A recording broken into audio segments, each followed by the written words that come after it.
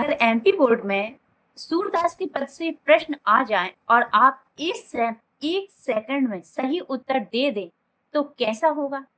आज हम सीखेंगे सूरदास का पूरा पाठ याद करने की सुपर ट्रिक्स और लास्ट में मैं आपको दूंगी 10 ऐसे एमसीक्यू जो आपकी तैयारी को मजबूत करेंगे। तो स्टार्ट करते हैं। सबसे पहले समझते हैं कवि परिचय। आपको किन किन बातों को याद करना है और ध्यान देना है इस सूरदास के पद में, उनको मैं सबसे पहले आपको समझाती हूँ। तो सबसे पहले आपको सूरदास की भक्ति काल मतलब किस काल से वो संबंधित है इसको याद रखना है।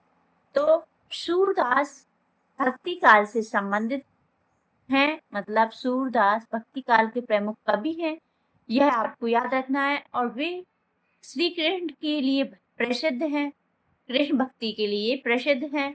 तीसरा आपको पॉइंट रखना है याद, उनकी भाषा ब्रज भाषा है। उनकी भाषा किस भाषा में है, उनके पद को किस भाषा में उन्होंने लिखा है, तो ब्रज भाषा में लिखा है। और उनकी रचनाओं में कौन सा रस प्रयोग हुआ है, तो उनकी रचनाओं में वात्सल्य रस और भक्ति रस का सुंदर चित्रण मिलता है। और याद रखने की सुपर ट्रिक्स क्या है? सूरदास, श्री कृष्ण, ब्रज भाषा, भक्ति और पहचान, इस प्रकार से आपको याद रखना है। और किन किन बातों को ध्यान रखना है पदों को पढ़ते समय? तो आपको कठिन शब्दों का अर्थ है, जो कठिन शब्द दिए हैं पद में उनका अर्थ समझना है और उनके अर्थ को याद करना है।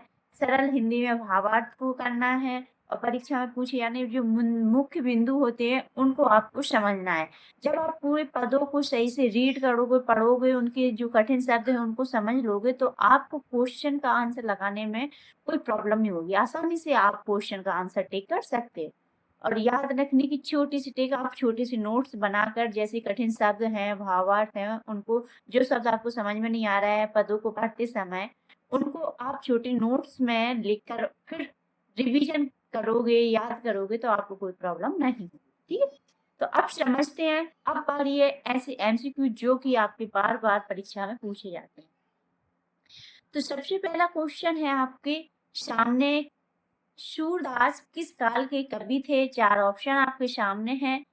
ठीक है, भक्ति काल, आदिकाल, रीतिकाल और आधुनिक काल, सॉरी, आदिकाल, भक्ति काल, रीतिकाल और आधुनिक काल। तो इसका सही आंसर क्या रहेगा? वो ये पहले आपको मैंने बता दिया है कि सूरदास किस काल के कवि हैं, तो भक्ति काल के। ठीक है, बी ऑप्शन सही रहेगा। सूरदास भक्ति काल के सबसे प्रसिद्ध कृष्ण भक्त कवियों में गिने जाते हैं। ठीक, अब नेक्स्ट क्वेश्चन है आपका, सूरदास की प्रमुख भाषा कौन सी है? 4 ऑप्शन आपके सामने हैं, अवधी, ब्रजभाषा, खड़ी बोली, संस्कृत।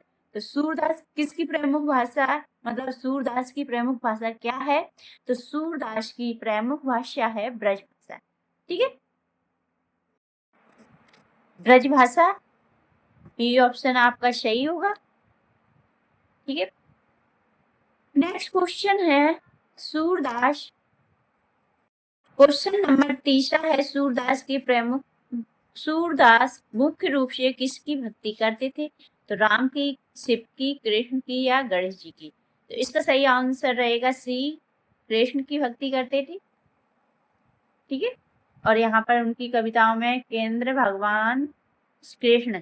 ठीक है, केंद्र बिंदु क्या है? भगवान कृष्ण है। और नेक्स्ट क्वेश्चन है आपका, सूरदास के पदों में सबसे अधिक किस काल का वर्णन किया गया? ये मोस्ट इंपोर्टेंट क्वेश्चन है और आगे के आपके कितने आंसर सही हुए कमेंट में जरूर लिखना है। ये क्वेश्चन ध्यान से पढ़ना और सही से समझना इनके ऑप्शन को भी। ठीक है, सूरदास के पदों में सबसे अधिक किस रस का वर्णन मिलता है? तो बीर रस का है, वात्सल्य रस का, रौद्र रस का या भयानक रस का? इसका सही आंसर रहेगा वात्सल्य रस का, बी आंसर इज सही आंसर रहेगा। ठीक है, थोड़ा आपको और समझा देती हूँ आंसर के बारे में कि बाल कृष्ण की लीलाओं का वर्णन वात्सल्य रस का श्रेष्ठ उदाहरण है। ठीक है, जो भगवान कृष्ण है उनकी बाल लीलाओं का वर्णन उन्होंने किया है। नेक्स्ट क्वेश्चन है, इंपोर्टेंट है, सूरदास की प्रसिद्ध कीर्ति को अपन रचना भी कहते हैं। उसमें आपके पेपर में इस प्रकार से भी क्वेश्चन आ सकता है कि श्री सूरदास की प्रसिद्ध रचना कौन सी है? 4 ऑप्शन आपके सामने हैं, ठीक है। तो याद रखना, कृति और रचना एक ही शब्द को बोला जाता है, नहीं तो आप कंफ्यूजन हो जाते हैं और आंसर को गलत लगा देते हैं। इसमें 4 ऑप्शन आपके सामने है, रामचरितमानस, सूरसागर, साकेत, कामायनी। तो सूरदास की जो प्रसिद्ध कृति, प्रसिद्ध रचना है सूरसागर, ठीक है। यहाँ पर आपको थोड़ा और बता दूं, ये सूरसागर उनकी सबसे प्रसिद्ध रचना मानी जाती है। जो सूरदास हैं उनकी, सूरदास कवि हैं, उनकी प्रसिद्ध रचना क्या है? सूरसागर है। क्वेश्चन नंबर 6 है, सूरदास की कविता का मुख्य विषय क्या है? यह आपको बताना है कि सूरदास ने अपने पदों में किन का वर्णन किया है और किन की भक्ति के बारे में बताया गया है, वह आपको आंसर बताना है। तो यहाँ पर सही आंसर रहेगा श्री कृष्ण की बाल लीला और भक्ति का उन्होंने वर्णन किया था, ठीक है। क्या किया था? श्री कृष्ण की बाल लीला और भक्ति का उन्होंने वर्णन किया था, बहुत ही सुंदर अच्छे तरीके से, ठीक है। इस आंसर के बारे में आपको थोड़ा और डिटेल में समझा दूं कि श्री कृष्ण उनकी रचनाओं में, श्री कृष्ण ने उनकी रचनाओं में प्रेम, भक्ति और कृष्ण की लीला का सुंदर चित्रण किया गया है, ठीक है। नेक्स्ट क्वेश्चन है आपका, और ये भी आपका इम्पोर्टेंट क्वेश्चन है। तो क्वेश्चन क्या कहता है? सूरदास किस भक्ति धारा से जुड़े हैं, संबंधित हैं? सूरदास किस भक्ति धारा से संबंधित हैं? इस प्रकार से क्वेश्चन भी आपके एग्जाम में पूछा जाता है। तो वह कृष्ण भक्ति से जुड़े रहते हैं और उनकी, सूरदास के पदों में किसकी भक्ति है? कृष्ण की भक्ति के बारे में बताया गया। और कृष्ण भक्ति यानी कि वहां पर भी सगुण भक्ति परंपरा के प्रमुख कवि माने जाते हैं, ठीक है। सगुण भक्ति परंपरा के प्रमुख कवि माने जाते हैं कौन? सूरदास। सूरदास सगुण भक्ति परंपरा के प्रमुख कवि माने जाते हैं। अब सूरदास की पदों की भाषा कैसी है, यह आपको बताना है कि सूरदास ने जो पदों में भाषा यूज की थी वो कैसी थी। तो सगुण भक्ति और सरल, मधुर और भावपूर्वक थी। किस प्रकार से थी उनकी भक्ति? सरल, मधुर और क्या थी? भावपूर्वक थी। सरल, मधुर और भावपूर्वक, इस प्रकार से ये क्वेश्चन आपके एग्जाम में एक शब्द में क्वेश्चन आते हैं, उस प्रकार से पूछे जाते हैं। तो आपको इन क्वेश्चन को अगर चाहो तो नोट डाउन भी करते जाना है, ठीक है। उनकी रचना आसानी से याद रहती थी। उन्होंने अपने पदों में क्या है?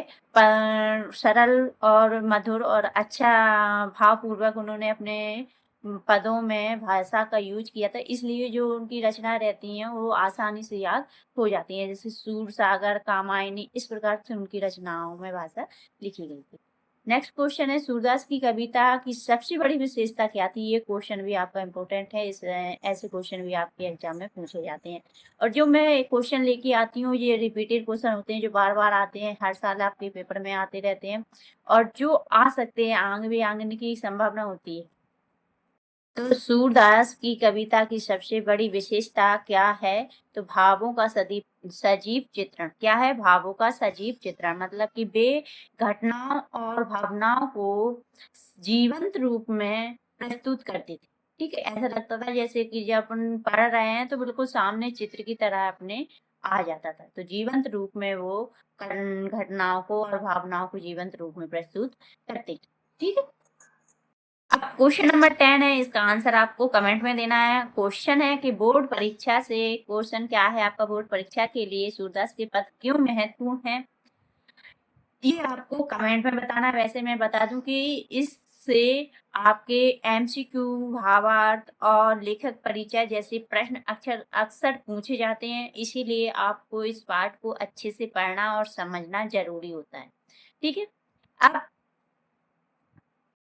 आप कमेंट में बताइए कि आपके कितने एमसीक्यू सही हुए हैं, और अगर वीडियो पसंद आया है तो वीडियो को लाइक करना, चैनल को सब्सक्राइब करना एंड बेल आइकन पर प्रेस जरूर करना, जिससे नेक्स्ट वीडियो का नोटिफिकेशन आप तक सबसे पहले पहुंच सके और आप अपनी पढ़ाई को आसान ट्रिक्स के साथ स्ट्रॉन्ग बना सके। और दोस्तों के साथ वीडियो को शेयर जरूर करना।